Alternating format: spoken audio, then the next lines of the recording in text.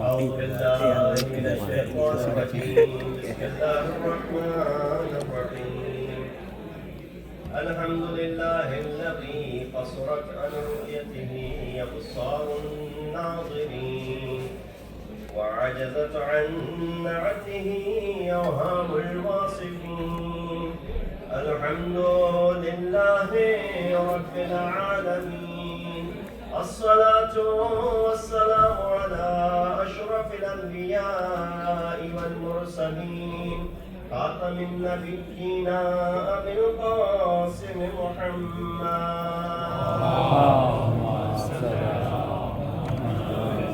وأهل بيته الطيبين الطاهرين المعصومين الذين أذهب الله عنهم الرجس وطهرهم تطهيرا.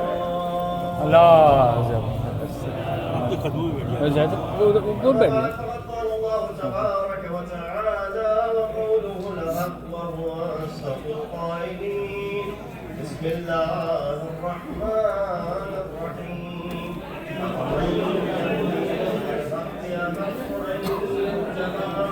أمن لا يهدي إلا أن يهدى فما لكم كيف تحكمون صدق الله العلي العظيم.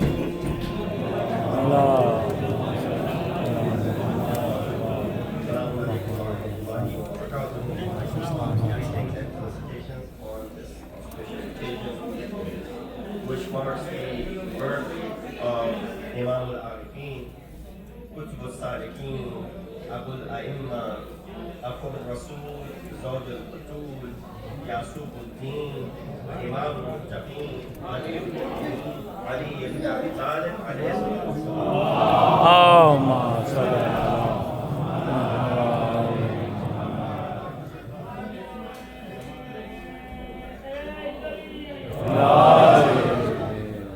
The verse that I recited, inshallah, getting my matalib across, is from Surah Yunus and Allah subhanahu wa ta'ala. In this verse, as many of you is trying to awaken our consciousness. He said, أَفَمَنْ يَهْدِي إِلَى الْحَقِّ أَحَقُّ أَنْ يُتَّبَعَ. The person is he who guides to the truth, worthier to be followed. Then أَمَّنْ لَا يَهْدِي إِلَّا أَنْ يُهْدَى. Or he who is not guided unless shown the way. فَمَا لَكُمْ كَيْفَ تَحْكُمُونَ. What is wrong with you? How do you judge? Two types of people that are being mentioned for hidayat and guidance.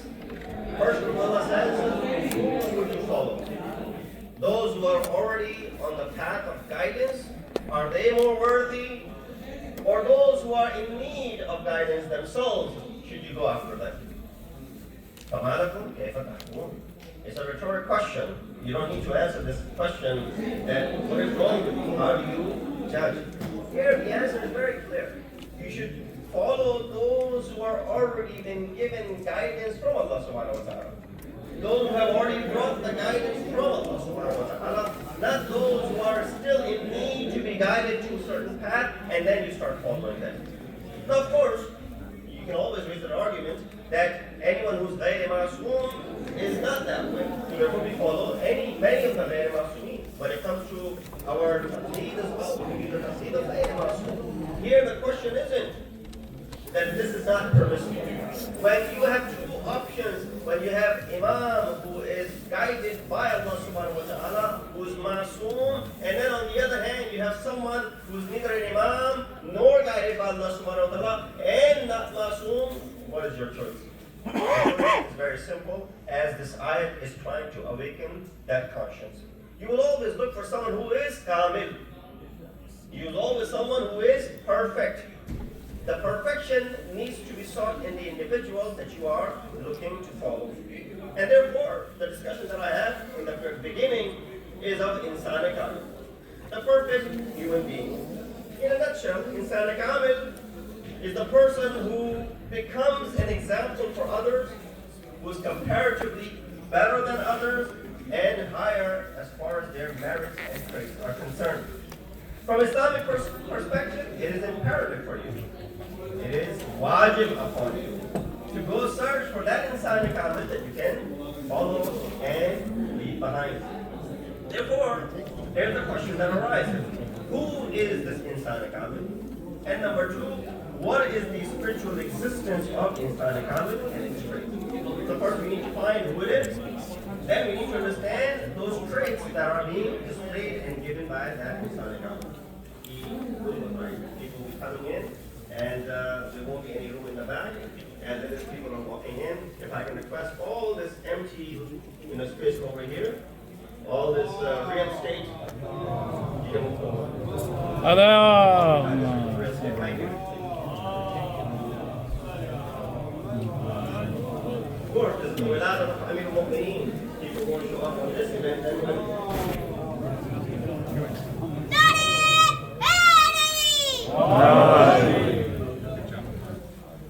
One more love, Salah.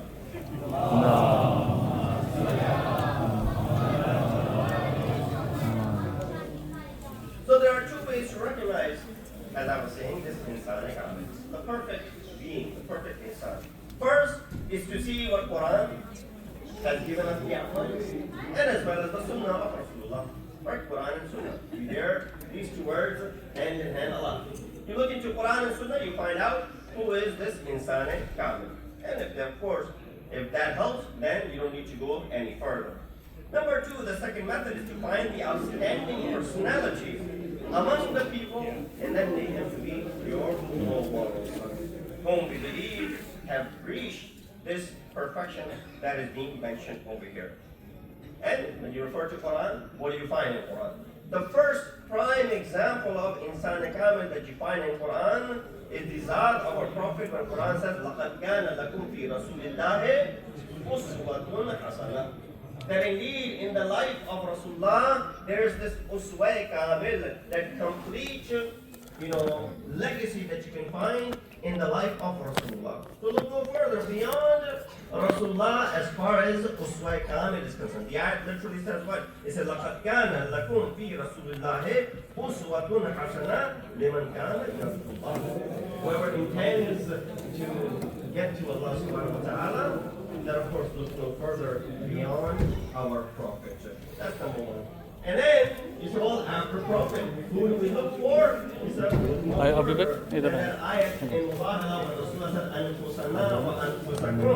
moment he considers someone else to be his nafs, now know that when Rasulullah leaves this world, that nafs Rasul becomes the individual that is uswa hasana for you. And that is the Zat of Al-Mu'mineen, Ali ibn Abi Talib alayhi salatu wassalam.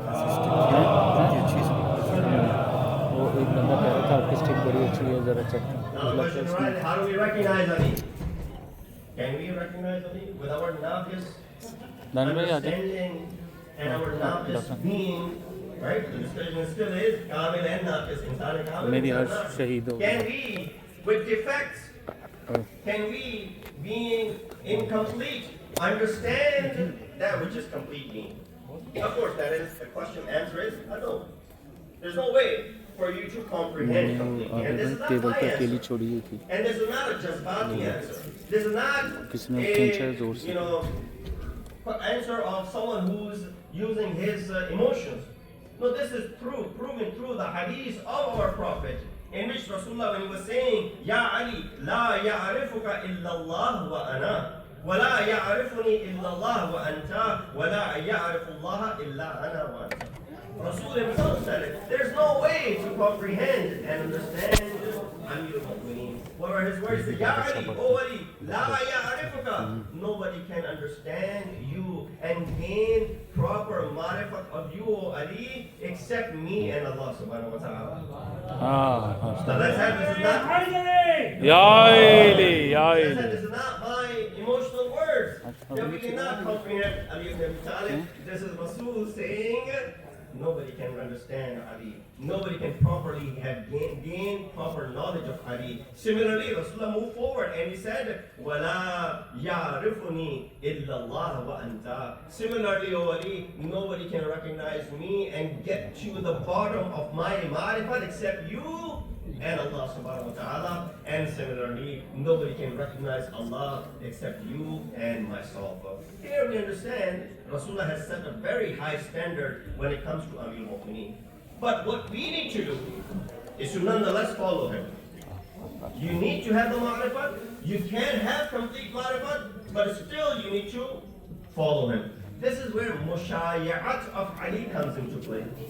What is mushaya'at? Let me quickly explain. From this word mushaya'at, you have the word tashayyu'. Tashayyu' means a follower. Mushaya'at in Arabic literally means to put your feet on the prints of another person who has left behind the prints of their feet. So the story goes like this. That Salman al-Farisi was always the first one to be with Amir al-Mu'mineen. People always try that we'll get before Salman, but Salman was the first one. He will always beat them.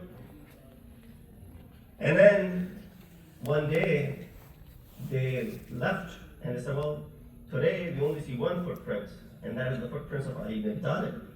That means Salman hasn't made his way, because usually you can tell by the footprints. When they arrived in the masjid, they saw Ali was sitting with Salman. They said, oh Salman, we didn't see your footprints. How did you get here? Did you not leave behind any footprints? He said, no, I did mushaya'at of Ali. I placed my feet on the prints of the feet of Ali. That's how I got here. Salman was sitting with Rasulullah, and after a while he got up and he left. There were other companions sitting there as well. Someone asked Salman, oh Salman, you're coming from Rasulullah? He said, yes. He said, who was with Rasulullah? He said, so and so with Rasulullah, so and so. He named all of those people, and there was another individual I don't recognize. So then this person comes to Rasulullah, and the gathering, he sees all the people that he named, and Ali ibn Abi Talib was also sitting there. Right away, this person had means to go ahead and complain to Rasulullah. And look, Salman lied. He said, oh Rasulullah, I want to complain. Salman lied to me. He said, what did you say? He said, I asked him, who was sitting with Rasulullah? He named everyone, except Ali ibn Abi Talib. He said, okay, call Salman. Let's clarify all this. Salman was called. He comes in and he said, oh Salman, did you say this to this man? He said, yeah, this man asked me, did you recognize the people that were sitting in that gathering? I said, yeah, I recognized everyone except one person. He said, do you not know Ali? How come you don't know Ali? Everybody knows Ali. He said, oh Rasulullah, you're the one who told us, La ya'rifuka. Subhanallah, Subhanallah. Nobody knows Ali and have the ma'rifat of Ali except me and Allah subhanahu wa ta'ala. Allah. That is my response was such salawat Muhammad.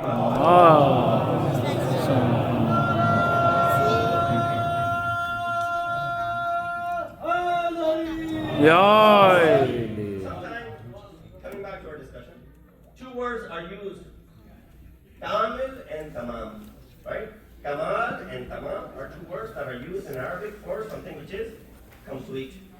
Therefore, Quran uses both words on numerous occasions. But there's one occasion where both of these words are used together in the same ayah. I'm sure all of you know this ayah.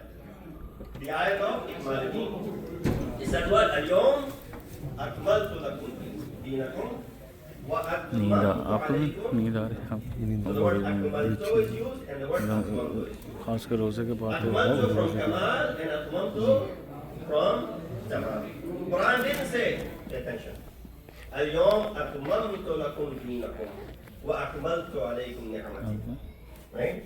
Did not shift, did not flip. If you flip these, this is not the answer. Quran used the word kamal for deen and tamam for ni'mah.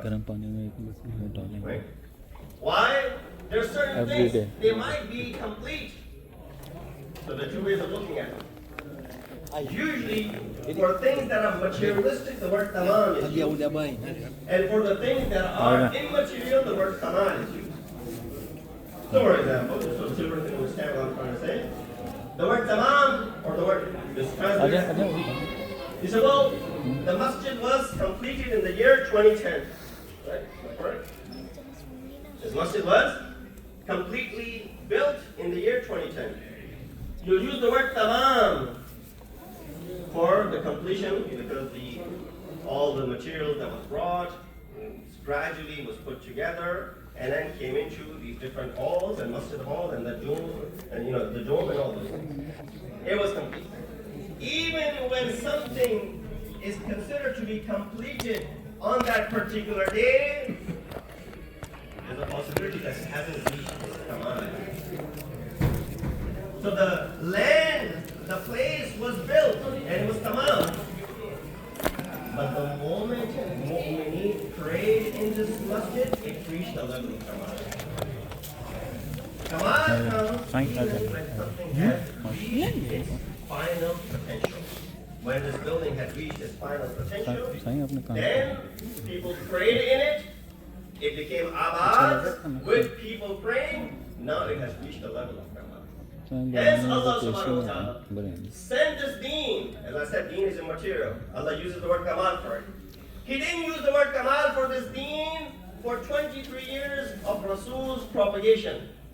Until that last moment when Rasulullah announced, Al-Yawma akmaltu lakum deenakum wa atmamtu alaykum ni'mati wa raditu lakum al-Islam deena, is only when the wilayat of Ali ibn Abi Talib Allahumma salli ala. Meaning what? Meaning deen was mukammal. There was nothing left in it. It was tamam and it was completed. But it needed the wilayat of Ali for it to reach that perfection. And अच्छा मैं समझा दूसरा उसको नहीं देखा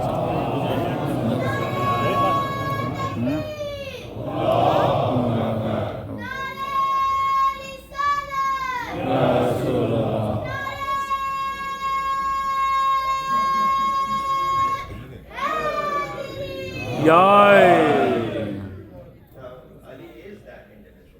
I got so much stuff that I wanted to talk about tonight. Ali is that individual who has kamal in him as well.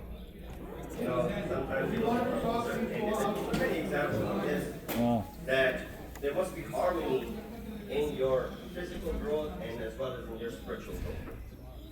When someone is physically growing, their Allah and Jawari are growing together. As you take your children for their annual doctor well visit, they measure their height, they measure their head size, they measure all of these things to know that in this percentile and what percentile, so that they can say, well, this is normal, this is less than normal. That's something which is a physical growth of a child. Now, if one of those things are not growing, then you will start considering that child to be what? Not salim. Someone who's not sound. There's something which is missing and lacking. When it comes to the physical aspect of our bodies, we don't know. Allah subhanahu wa ta'ala created us in certain ways. We might have the salim and the sound body parts, but we may not have the sound body parts. Similarly, when it comes to the kamal of insan, when it comes to the spirituality of insan, for the kamal, all of your aqdar and values and virtues need to grow together at the same time. When your hands grow, your feet should grow. When your eyes grow, your ears grow, your other organs grow, your internal organs, when they're all growing at the same time, you're considered to be solid. Similarly, in order to attain that spiritual kamal, all of your other aqdar and values need to grow together as well. You cannot be mu'min. You cannot reach the level of taqwa and muttaqeen if some of your aqdar are growing and some of your aqdar are growing. Some of your virtues and values are increasing, while some of your other values and virtues are not increasing. It can't be that a person is abid and ibadat guzar, but at the same time, person is not charitable. It is not possible for a person to be shuja' and have kamal of shuja'at and value and the valor and bravery, and at the same time the person, for example, does not have the ilm. All of these aqdar need to grow. Now you can raise a question, Molana, how can we have ilm, shuja'at, and ibadat, and to be generous all at the same time. This is the role model that we were searching for, and hence when you look into the Zat of Amir al-Mu'mineen, when you look for bravery, you find no one is braver than Ali ibn Abi Talib. When you look for ilm, you see that there's no one who says, Ana madinatul ilm wa aliyun babuha. When it comes to the generosity of Amir al-Mu'mineen, Allah subhanahu wa ta'ala praises him in Quran, Nahum raki'un, that at the state of ruku has given the zakat. And when it comes to the ibadat of Ali, Zarbatu Aliyin, Yawm al-Khandaq, afdal min ibadat al-Faqr.